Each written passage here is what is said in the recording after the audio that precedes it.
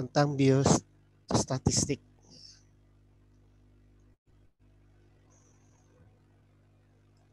Ya.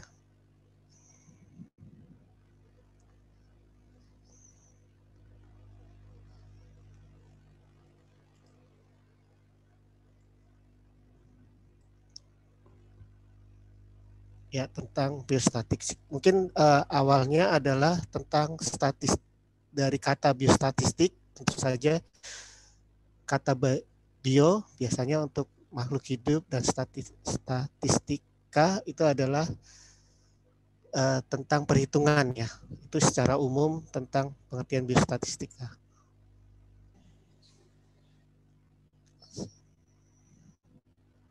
Pengertian statistika ya adalah suatu metode atau yang ditunjukkan untuk mengumpulkan data, klasifikasi data, tabulasi data, interpretasi data, dan pengambilan keputusan terhadap masalah-masalah yang didasarkan atas penelitian dengan sampel agar diketahui bagaimana sifat-sifat atau karakteristik dari populasi tersebut.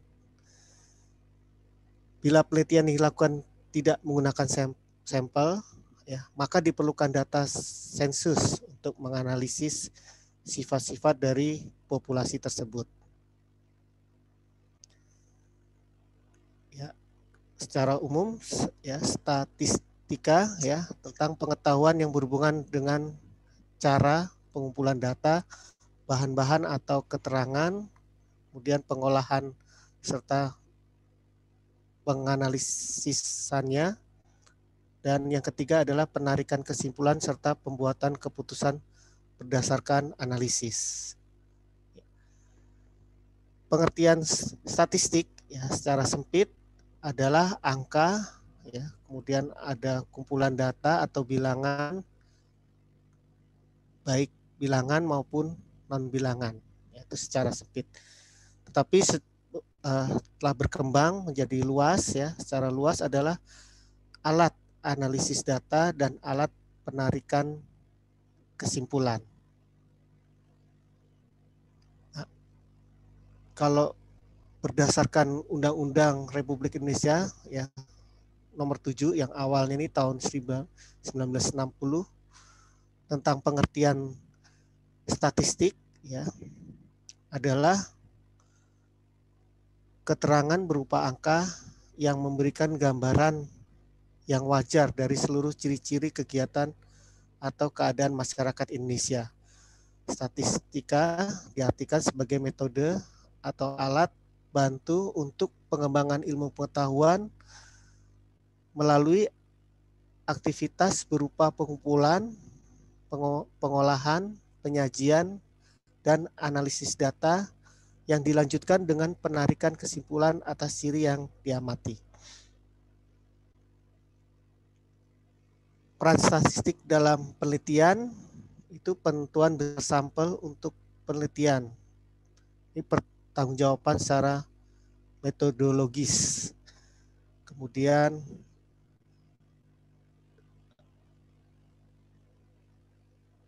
uji penyajian data ya bermakna dan komunikatif ya berupa tabel, grafik, dan lain-lain.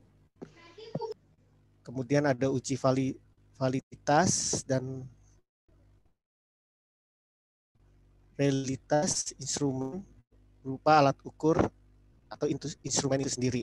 Kemudian ada uji hipotesis ya, teknik korelasi, asosiasi, komparasi ataupun regresi.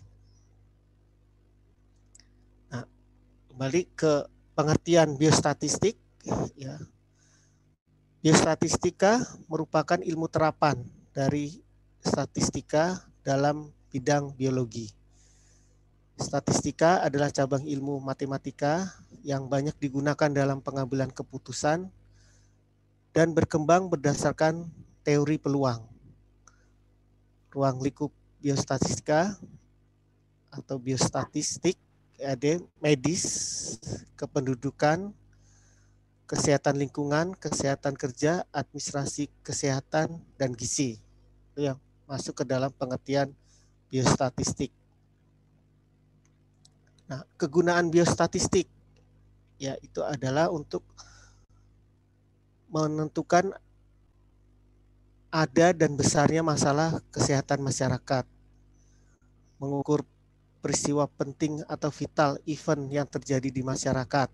Kemudian bisa juga menentukan prioritas masalah dan memilih alternatif pemecahan masalah kesehatan secara efisien. Nah, ini dibuat dengan membuat perencanaan program kesehatan dan dokumentasi untuk mengadakan perbandingan di masa mendatang. Kemudian mengadakan penelitian masalah kesehatan yang belum diketahui atau menguji kebenaran suatu masalah. Dan kegunaan ya yang terakhir adalah memberikan penerangan tentang kesehatan kepada masyarakat. Biasanya berdasarkan penelitian yang diambil. Dari ruang lingkup biostatistik, yang pertama adalah medis, terus kemudian kependudukan, kesehatan lingkungan dan kesehatan kerja. Yang keempat adalah administrasi kesehatan, dan biasanya kelima gizi. Itu ruang lingkup dari biostatistik. Tadi fungsi dari statistika ya adalah sebagai alat bantu untuk mengumpulkan, mengolah, menganalisa, dan menyimpulkan hasil.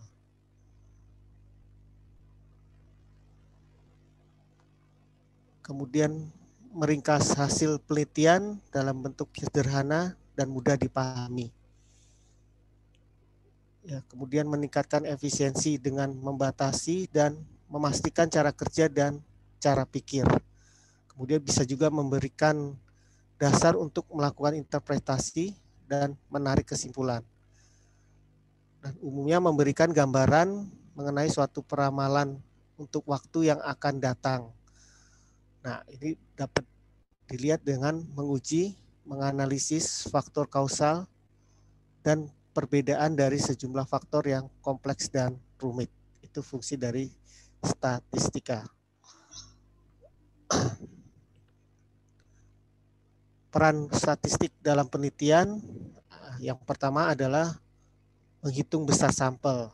Kedua, menguji validitas dan reliabilitas instrumen. Ketiga, teknik penyajian data, antara lain tabel atau grafik. Yang keempat, ya, peranannya adalah alat untuk menganalisis data seperti menguji hipotesis penelitian yang diajukan.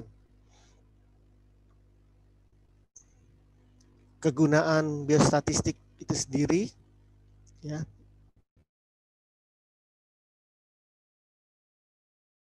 dan masalah kesehatan masyarakat. Kemudian yang kedua, mengukur peristiwa penting atau vital dari event yang terjadi di masyarakat. Kemudian yang ketiga, menentukan prioritas masalah dan memilih alternatif pemecahan masalah kesehatan secara efisien. Yang keempat adalah membuat perencanaan program dari kesehatan. Kelima, tentunya mengadakan evaluasi pelaksanaan program kesehatan. Keenam, dokumentasi untuk mengadakan perbandingan di masa mendatang. Yang ketujuh, mengadakan penelitian masalah kesehatan yang belum diketahui atau menguji kebenaran suatu masalah kesehatan. Dan yang kedelapan adalah memberikan penerangan tentang kesehatan kepada masyarakat atau publikasi ilmiah, secara ilmiah.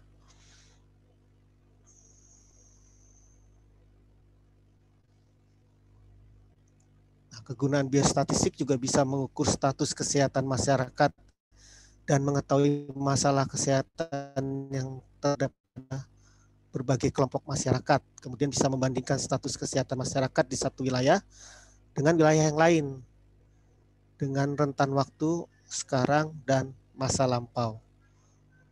Ya, biasanya juga meramalkan status kesehatan di masa mendatang. Itu itu adalah kegunaan dari biostatistik. Nah, langkah-langkah metode statistik ya diawali dengan pembatasan masalah, kemudian pengumpulan data, dilanjutkan dengan pengolahan data, analisa data, dan penyajian informasi.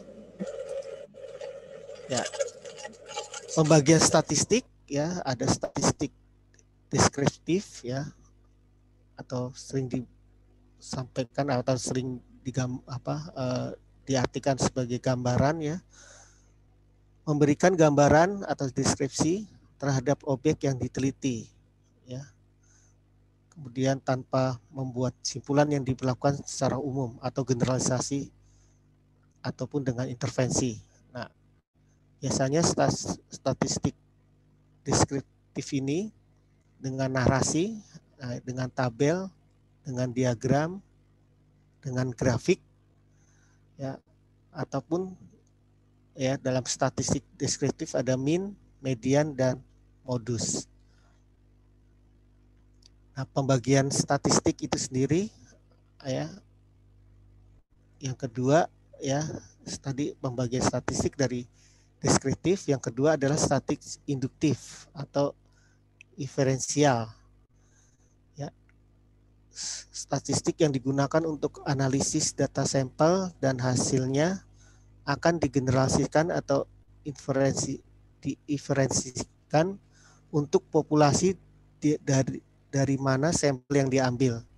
Itu terbagi dua, ada statistik parametrik dan statistik non parametrik. Ya, parametrik data dengan skala interval dan rasio, kemudian distribusi normal.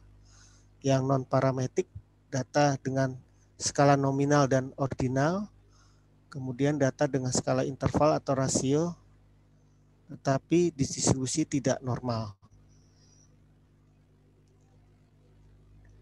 Nah, ini mulai ya statistik ya, langkahnya dimulai dengan pengumpulan data. Kemudian secara statistik deskriptif ya atau gambaran adalah mulai pengumpulan data, kemudian dilanjutkan klasifikasi, tabulasi dari data, kemudian presentasi data.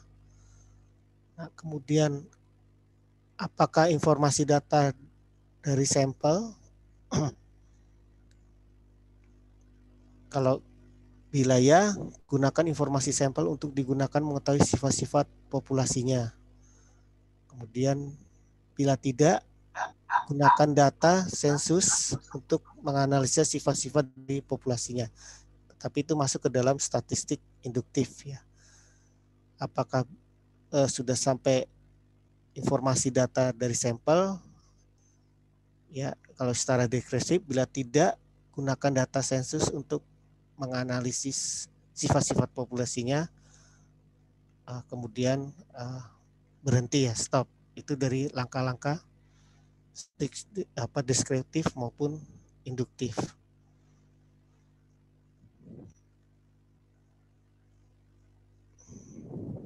Ya, untuk pengumpulan data dari data itu sendiri ada syarat data. Dari data kita lihat juga sumber data, kemudian syarat data, instrumen, kemudian sampel atau populasi. Dari data itu sendiri ya ada yang pertama bentuk tunggal, kemudian ada data jamak, adalah suatu materi atau kumpulan fakta yang dipakai untuk kepentingan suatu analisis diskusi, presentasi ilmiah, atau tes statistik. Yang ketiga adalah data statistik bersifat agregat atau kumpulan. Jenis data ada data kualitatif dan data kuantitatif. Ya. Data kuantitatif ya, data berbentuk angka ya, ada dua, data discrete dan data kontinum. Data discrete diperoleh dari hasil penghitungan atau membilang sedangkan data kontinum ya diperoleh dari hasil pengukur ya, pengukuran dengan alat ukur. Itu dari sifat data. Menurut cara memperoleh ya dari sumber data, ada data primer dan data sekunder.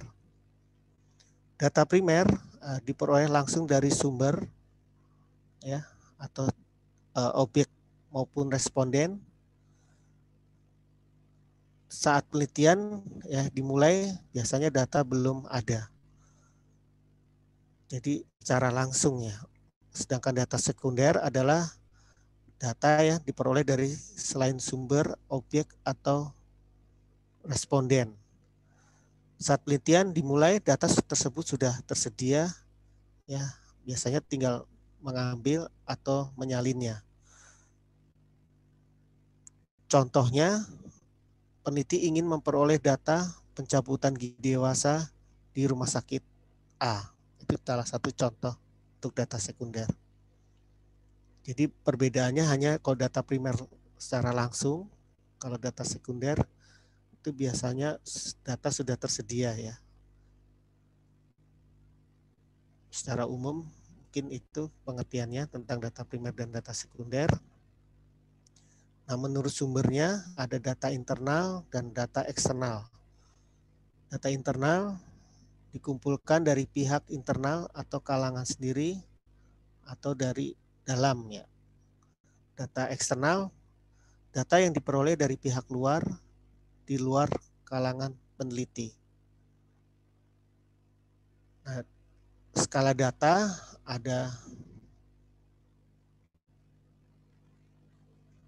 ada data nominal ya tadi. Kemudian data skala ordinal, interval, dan rasio.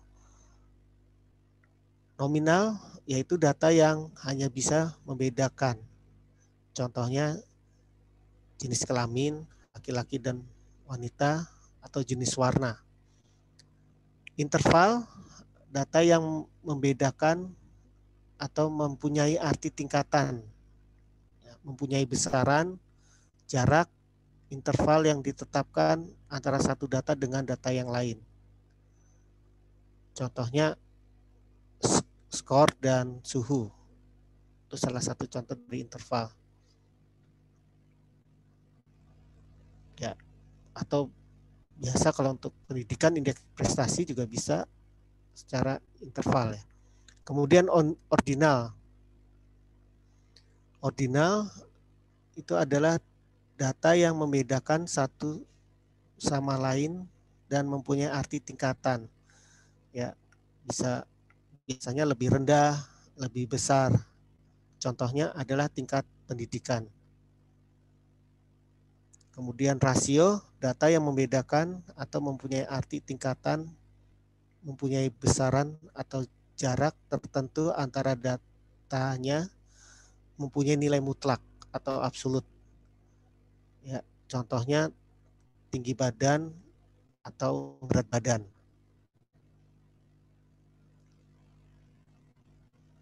Nah, secara umum ya skala data di sini bisa ya, kalau nominal tuh biasanya membedakan ya. Ordinal bisa membedakan serta menentukan urutan ya. Interval bisa membedakan menentukan urutan atau besar beda ya. Kalau rasio bisa secara keseluruhan ya. Bisa membedakan menentukan urutan besar beda serta kelipatan.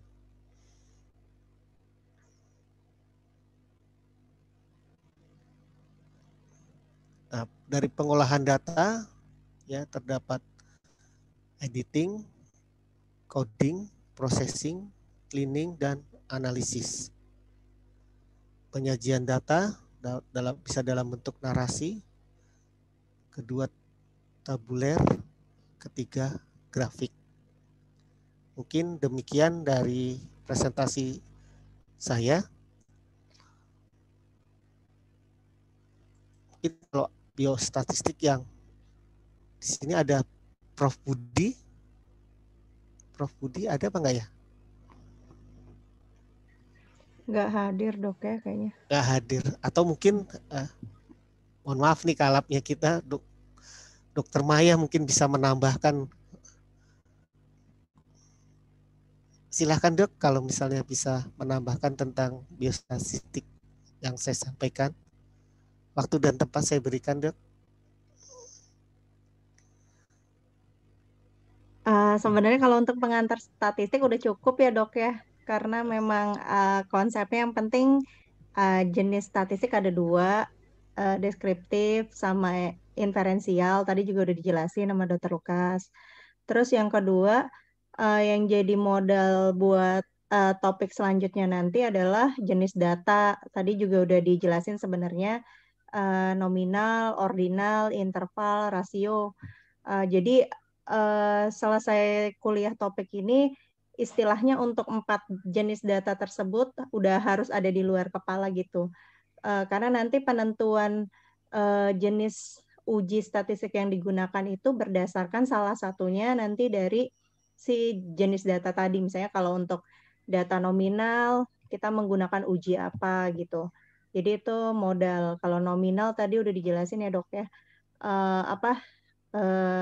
Kita tahu bahwa data tersebut berbeda, tapi kita nggak tahu besar perbedaannya. Jadi nggak ada angkanya, nggak ada selisihnya. Makanya tadi contoh Dr. Lukas mungkin laki-laki, perempuan, jenis kelamin kan. Kita tahu 2 hal itu berbeda, tapi nggak bisa nggak bisa kita siapa yang paling bagus, paling besar atau paling nomor 1 kan. Jadi kayak setara gender gitu, laki-laki dan perempuan gitu. Dan nggak bisa kita cari selisihnya, itu jenis nominal ya.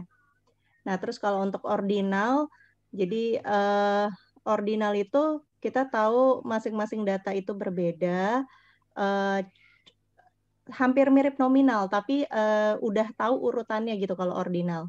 Tadi contohnya di Dr. Lukas tadi tingkat pendidikan, misalnya TK, SD, SMP, SMA. Nah, TK, SD, SMP, SMA, kalau saya balik misalnya kayak TK, kuliah, kalian tahu kan bahwa ada urutan yang salah gitu. Jadi kalau untuk ordinal tuh urutannya udah tahu, tapi tetap aja kita nggak bisa cari tahu selisihnya. Karena kan kayak TK, SD yang nggak tahu yang mau diselisihin apanya, tahunnya kah atau apanya nggak ada ya. Jadi tidak ada numeriknya gitu. Nah, nominal sama ordinal itu disebutnya kategorik ya. Jadi dia dibedakan karena kategorinya gitu, nggak ada angkanya. Nah, kalau untuk interval sama rasio ini sebenarnya mirip sama, cuma kalau untuk interval itu dia nggak punya nilai 0 mutlak. Jadi dia untuk interval dan rasio jenisnya kan sudah numerik ya, udah ada angka. Jadi dalam data itu kalau udah pakai angka udah pasti antara interval atau rasio. Nah, tapi kalau interval itu biasanya contoh yang paling enak itu adalah suhu gitu. Kalau misalnya kayak saya bilang minus 2 derajat gitu, itu kan bukan berarti suhunya nggak ada kan, tapi suhu minus derajat, misalnya minus 2 derajat itu kan ada kan, berarti dingin gitu. Nah, walaupun dia setelah 0, di bawah 0, tapi ada nilainya, itu biasanya interval. Nah, untuk rasio, dia angka yang bisa kita lakukan kayak operasi matematika, tambah, kurang, bagi. Jadi kayak misalnya berat badan itu kan ada 58 kilo, 60 kilo gitu. Nah, tapi kalau udah ada angka 0, berat badan 0 kilogram, ada nggak datanya? Nggak ada kan, berarti nilai 0-nya tuh kayak mutlak gitu, bahwa kalau 0 ya berarti datanya nggak ada. Kan nggak ada ya orang misalnya ngukur berat badan, dia misalnya ngambang gitu di timbangannya kan. Nah, itu berarti nggak ada. Tapi kalau misalnya tadi yang interval, kalau 0 derajat suhu, itu bukan berarti nggak ada suhu, tapi misalnya dia sangat dingin gitu. Nah, rasio ini gampang banget kalau misalnya kita kayak ada angka rata-rata, indeks ya. Kayak kemarin Dokter Anissa kan udah ngajarin indeks DMFT kan, decay tambah missing tambah filling gitu ya, dibagi. Nah itu biasanya kalau model-modelan indeks jenis datanya adalah rasio. Nah jadi 4 itu mesti dipegang sih ya. Itu aja sih dok. Mungkin ada Dokter Anissa, Dokter Muti, Dokter Irma, atau Dokter Fauzia, Dokter Pindo mau nambahin. Kalau dari saya itu sih.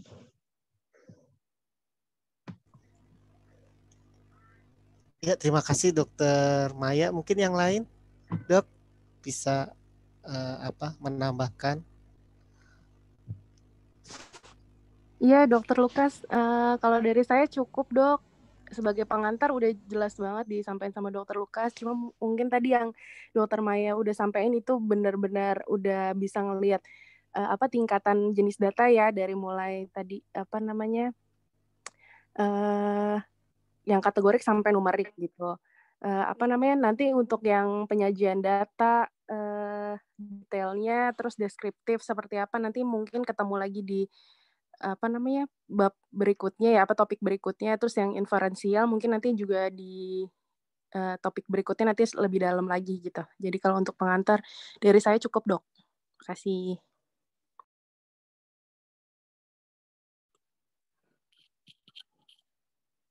Iya, kalau dari saya juga Dokter Lukas, cuman memang di yang ini masih pengantar, cuma di pengantar ini yang teman-teman mahasiswa nih harus lebih memahami ya, lebih mengerti, karena ini berujungnya nanti pada mau pemilihannya pakai uji apa gitu biasanya kalau udah mengenal jenis-jenis datanya.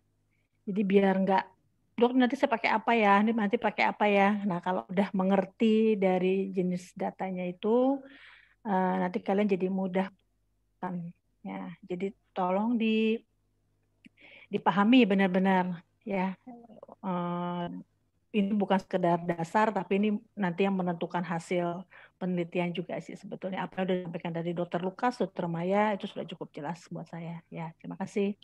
Ya, terima kasih Dokter Ica sama Dokter Muti. Mungkin Dokter Irma ingin nambahin atau Dokter Pindo ada satu lagi, Dok. Iya, Dokter Pindo. Dokter Pindo aja, silakan, Dok. Dokter Irma cukup, udah dikasih penjelasan sama yang pakarnya.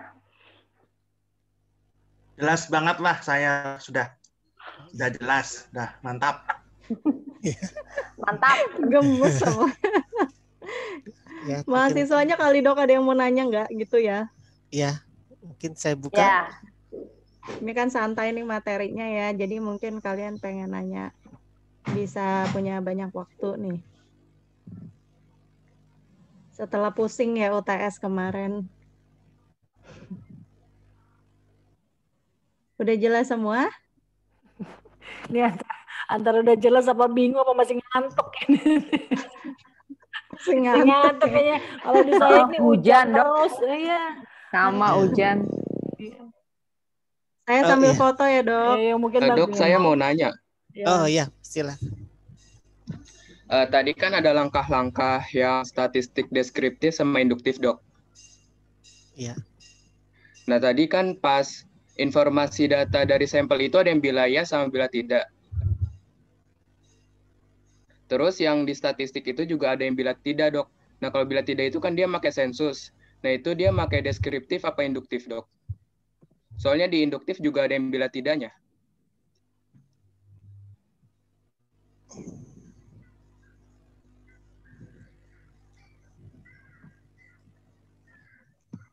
Ya, mungkin Dokter Maya.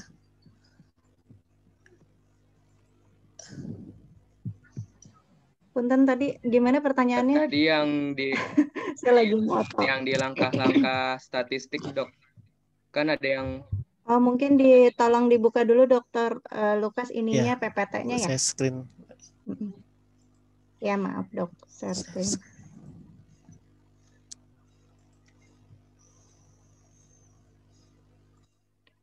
Benar-benar menyimak ya tadi ya sih ini. Siapa tadi yang bertanya? Raffi, dok. Rizky. Raffi. Dari ini yang mana? yang ada kayak tab diagram gitu bawahnya. Nah ini dok tadi Atasnya yang ya, tadi lampunya atasnya ada lagi 3. ada 18 ya. Ini kan yang dari informasi data dari sampel itu ada yang kalau di statistik induktif itu ada bila ya sama bila tidak dok. Nah kan kalau bila tidak itu sama-sama dari sensus. Nah itu nanti kita pakai yang deskriptif atau yang induktif. Mulai pengumpulan data Ini masuk ke sini ya. Jadi statistik induktif kalau bila tidak.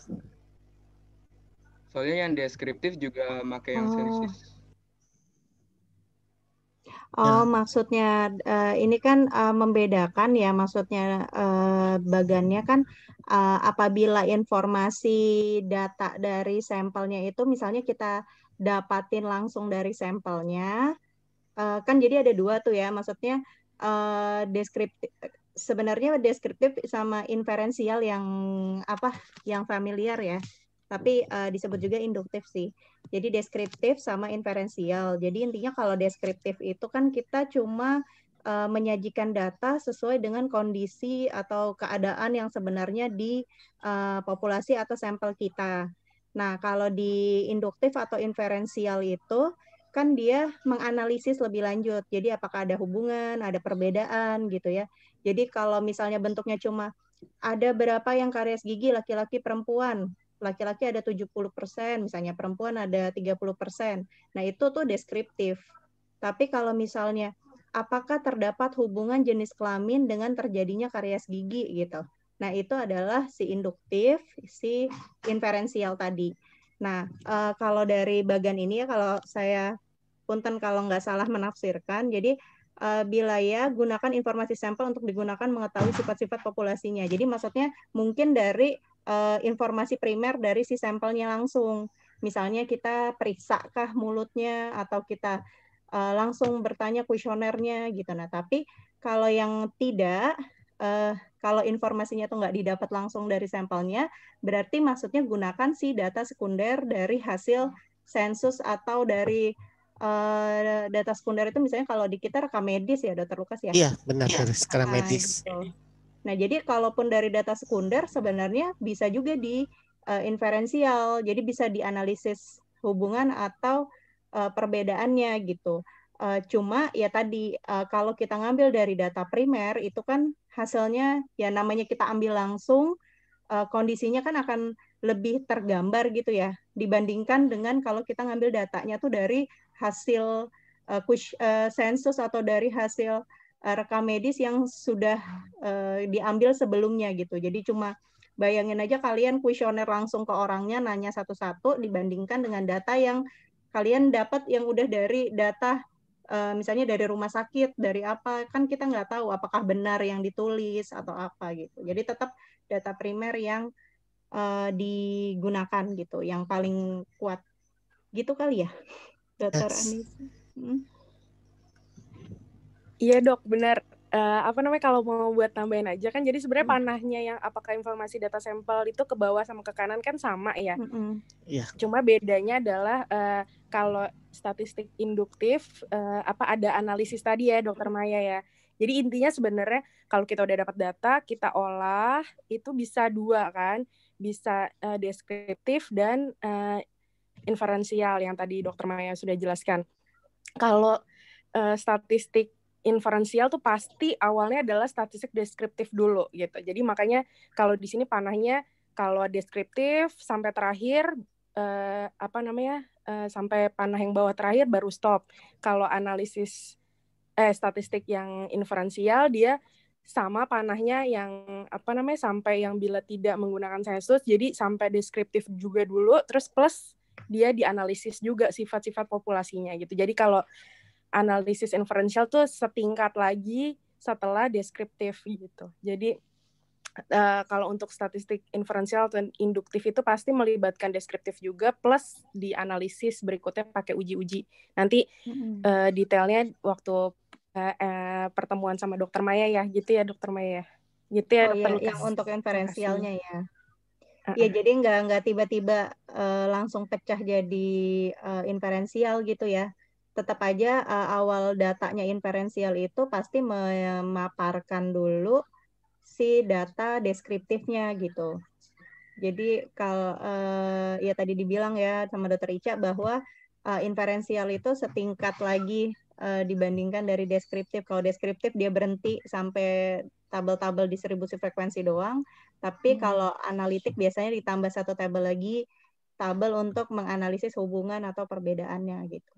Nanti bareng saya di topik keberapa tuh ya? Ke-11 kalau nggak salah ya. 11. Baik, terima kasih Dok. Raffi, oke. Raffi detail banget, keren. Iya, terima Saya aja kasih sampai nih. skip. Ada lagi nggak pertanyaan? Dok, saya mau tanya. Ya, Tasya. Ya. Tadi di slide kalau nggak salah yang deskriptif ya, statistik deskriptif, tapi saya lupa di bagian mananya ada bagian yang mengatakan distribusi tidak normal. Kalau nggak salah rasio distribusi tidak normal. Saya belum ngerti Dok untuk bagian itu. Ya, skala statistik non-parametrik. Oke. Dokter Lukas mau jawab dulu, Dok? Atau enggak? Mungkin Dokter Maya. Oke. Ini karena materinya nanti materi saya ya, inferensial. Jadi tadi saya bilang kan untuk menentukan kalau cuma deskriptif sih kan tadi gambarannya adalah misalnya nilai min, median, persen-persen ya, berapa laki-laki, berapa perempuan. Nah, kalau si inferensial ini dia kan akan menggunakan satu uji. Nah, untuk menentukan uji kita pakai uji apa tersebut ada beberapa syarat. Sebenarnya nanti topik 11 baru diajarin syaratnya apa aja, tapi saya gambarin sekarang nggak apa-apa. Jadi yang pertama tuh jenis datanya. Jenis data tadi nominal, ordinal, interval, rasio gitu ya. Terus yang kedua adalah distribusi datanya. Nah, distribusi data itu ada dua, ada normal dan tidak normal. Nah, cara melihat normal dan tidak normal, saya lupa ya, di topiknya Dokter Anissa apa saya ya? Normal nggak normal saya ya Dokter Ica ya? Iya, di Dokter Maya nanti. Nah, sekalian. Nah, jadi normal atau tidak normal itu nanti juga ngelihatnya ada syaratnya juga. Jadi misalnya normal pertama dari kurva. Ada kurva normal yang bentuknya normal ya. Dari data tersebut kita hitunglah. Jadi berbentuk kurvanya normal atau tidak. Atau menggunakan uji normalitas data. Nanti ada namanya Kolmogorov-Smirnov ya atau Shapiro. Nanti diajarin di topik 11. Terus yang satunya lagi pakai melihat dari min, median, modusnya, apakah berada pada satu garis yang sama. Nah, jadi kalau misalnya distribusi datanya normal tuh gambarannya gini, kalau dari 100 data yang kita periksa nih misalnya, nah hasil setiap datanya itu tidak terlalu melenceng dari nilai min, median, modusnya. Jadi misalnya minnya 80. Nah, data-data yang terkumpul itu tuh nggak jauh dari 80 tersebut. Misalnya 81, 79,5. Nah, datanya tuh deket-deketan. Biasanya grafiknya jadi sedikit kayak mengumpul di satu garis gitu. Kira-kira gitu. Tapi kalau misalnya kamu ngumpulin data, misalnya gini, jumlah karies dalam mulut orang gitu ya. Misalnya ada 20 orang. Misalnya orang yang pertama tidak ada karies. Orang kedua kariesnya misalnya ada 15. Terus orang ketiga ada 6. Nah, itu udah secara maksudnya nggak bisa, kalau statistik kan harus pasti ya pakai uji ya. Tapi kalau secara abstrak aja ngelihatnya gitu, itu sebenarnya sepertinya datanya sudah nggak normal karena rentang antara satu data dengan data lain itu sudah kayak jauh berbeda.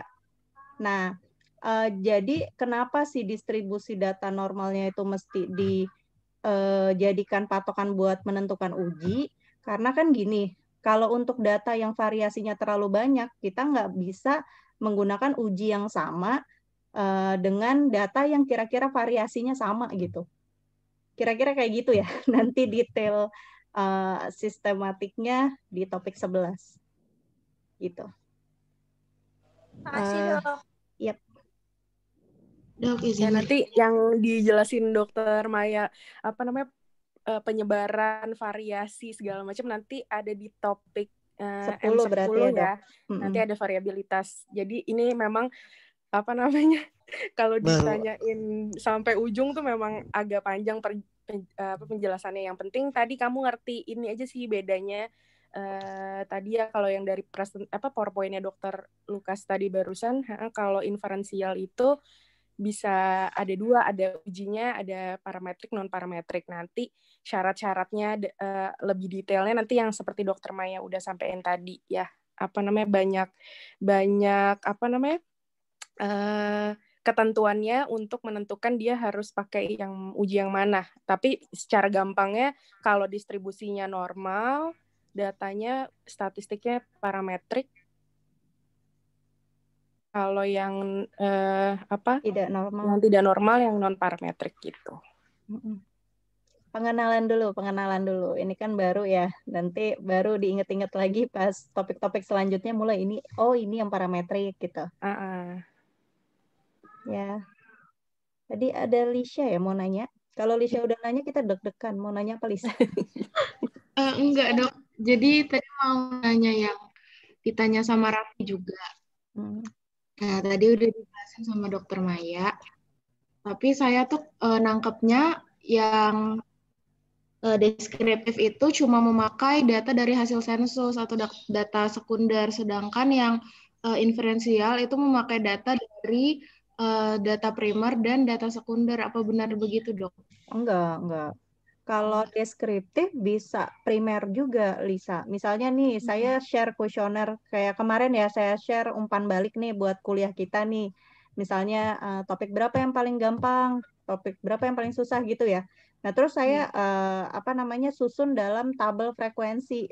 Siapa yang jawab A, jawab B. Itu kan termasuk data primer kan. Dan kalau sudah saya sajikan misalnya berapa persen yang jawab topik 1, berapa persen yang menjawab topik 2 misalnya gitu ya. Nah, itu udah sebenarnya statistik deskriptif.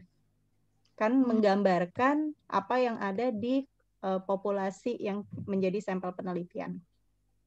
Gitu. Jadi nggak mesti dari sensus. Makasih, Dok. Oke. Ada lagi pertanyaannya? Iya. Boleh nambahin sedikit ya, Dokter Maya? Iya, boleh, Dok. Kalau dari tadi yang pertanyaan Lisha itu udah jelas ya, maksudnya bedainnya bukan dari datanya, tapi dari penggambaran dari si datanya itu. Kalau tadi deskriptif yang kayak Dokter Maya bilang tadi kan, misalnya berapa persen yang jawab materi ini susah, berapa persen yang jawab ini gampang, materi ini gampang gitu dah. Sampai situ aja kalau deskriptif. Tapi kalau inferensial nanti misalnya Dokter Maya punya satu lagi tuh datanya misalnya nilai kalian gitu. Jadi mau dicari tuh hubungannya apakah ada hubungannya nggak sih antara materi yang banyak nggak bisa terhadap skor nilainya gitu. Nah itu kan dihubungin. Nah itu namanya inferensial gitu. Jadi beda ini ya, bukan beda dari datanya, tapi beda dari uji aja. Baik, makasih, Dok. Ya, mungkin saya tambahkan ini Dokter Maya, Dokter Anissa mungkin Dok. Bahasanya saja ya, ini kan saya ambil tuh biasanya dari keterangan pemerintah gitu. Nah, mungkin sensus yang dimaksud sini ini salah satunya saja. Kalau di pemerintah kan pengambilan datanya itu kan sensus nih bahasa saja sih sebetulnya. Tadi kalau yang Dokter Maya bilang, kalau mungkin yang biasa kita survei gitu. Ini hanya bahasa saja sih di sensus. Kalau di pemerintahan untuk mengambil data itu biasanya yang langsung itu sensus. Gitu. Mungkin bahasa saja itu tambahan dari saya. Terima kasih, Dok.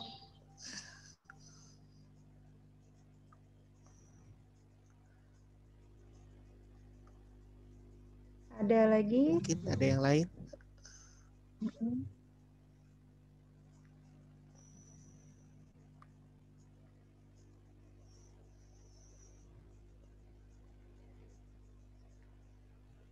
Udah mungkin ya, Dok ya?